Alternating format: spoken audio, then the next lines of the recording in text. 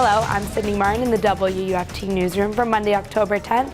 Here's your news in 90. Walking him next door to the neighbor's pool, where they say he dunked him over and over. The show lasted just around 2.5 hours, and all proceeds will go to One Orlando. Today, jury selection is starting for a former Orlando police officer accused of using excessive force on a man in custody. This blessing box is filled with cans of food, t-shirts, soap, and even toothbrushes. A 7-year-old put all of this together to help those in need. Age is actually a huge factor that helps determine if the home qualifies for this title, and this home's been around for more than 90 years. It's actually been around since Cedar Key was known as Waukee.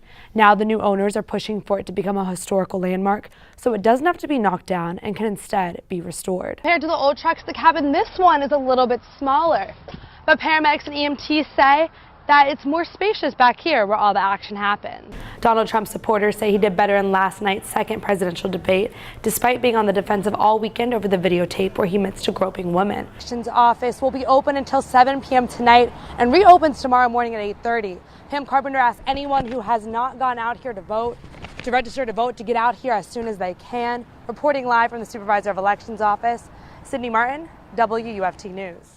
This afternoon, the mother who drove her van into the Atlantic Ocean with 3 children inside is expected to go before a judge. They're still investigating the incident and who was involved, but we have no more information on that tonight. Marco Rubio is making his way around the state of Florida today before the presidential primary tomorrow. Vibrio vinificus, a deadly bacteria that you may not have heard of, but it could kill you if you eat raw seafood. The bacteria is found in brackish warm water, and although the cases are rare, the results can be deadly.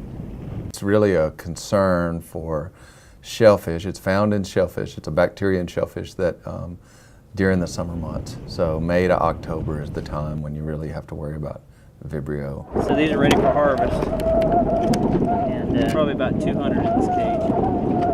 And you won't really be able to identify if what you're eating has Vibrio. Honestly, with Vibrio, you're not going to be 100% sure. And, it's not going to change the flavor of the oyster. But the state has a system in place where you can ask exactly where your seafood is coming from and when it was harvested. And they should ask the server where it came from. And then they should ask, if they don't feel confident, if they don't feel like the answer was good, for the shipping tag. There are also restrictions on the time of day the oysters can be harvested depending on the month. I know, like when the season first starts, I think most of the guys have to be in around 10 or 11 o'clock to have your oysters refrigerated to get them to a certain temperature by 11 or 12 o'clock. Being able to identify a healthy oyster could save you from making yourself sick. I mean, a really healthy fat oyster would be almost cotton looking white, and you would see a little bit of mud streaks on top of it. And then so it's just floating in there by itself. It's not attached to the shell. And that's what a healthy oyster should look like. And if they were blue and green and looked really watery, then I would be second guessing myself to eat them. In the state of Florida in the past couple of years, the number of cases and deaths have varied. In 2014, there were 32 cases and 7 deaths. 2015, 45 cases and 14 deaths. And 2016, so far, there have been 29 cases and 6 deaths. So who exactly is at risk the most? According to the Florida Department of Health, individuals that are immunocompromised, meaning they have chronic liver disease, kidney disease, or weakened immune system, are more likely to have problems with it. A lot of the people that do get sick are just older people that already have problems that you're going to wind up being sick regardless, you know what I mean? It's not that the oyster, it is that the oyster's done it, but it's what's in the oyster and then the health of the people. But if you aren't entering the water, there are ways to protect yourself with your eating habits. Cook the shellfish, then it kills the bacteria as well. So eating raw shellfish is really the risk.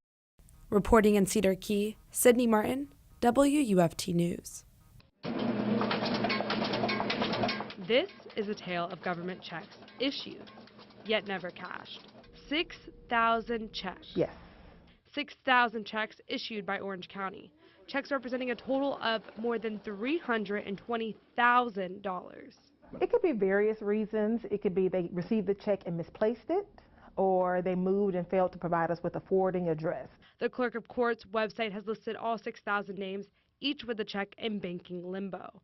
The checks were issued for jury duty, return bond, and restitution for a criminal or civil case, and the amount can be eye-catching. On average, individuals have checks ranging from a few bucks to a few hundred or more.